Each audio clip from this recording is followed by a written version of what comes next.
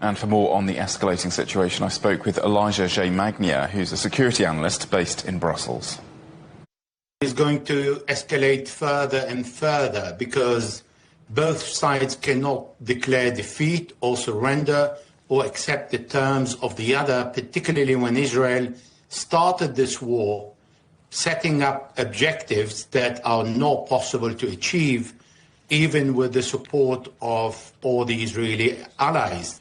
How far do you see this conflict potentially spinning out of control? For example, do you expect any kind of Iranian strikes on American targets in the region or even on its allies, with Tehran threatening those countries that may support Israel? I think it's very unlikely unless the US declare its participation to the war. As long as the Americans are supporting the Israelis from behind the scene or under the table, it's okay, because that would not embarrass the Iranians.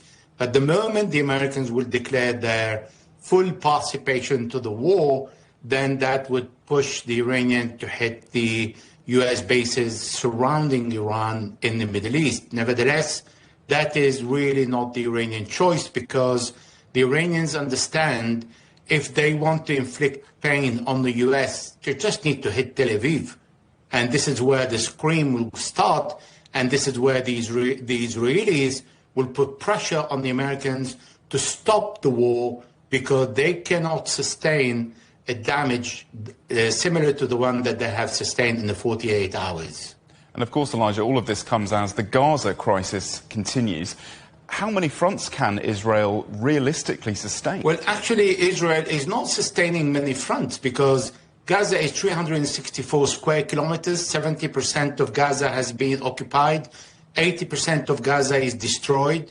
And the objective of Benjamin Netanyahu is to occupy Gaza, which is a very bad idea, as Ariel Sharon, the former late Prime Minister, Ehud Barak, the former Prime Minister, and all the former prime ministers and chief of staff advised him not to do. So the only thing he needs to do is just stop this war on Gaza. Therefore, it is not Gaza that is fighting back, it is Netanyahu. And the tension between Iran and Israel, of course, has been brewing for many decades. This is nothing new. Do you see any realistic path towards a peaceful resolution?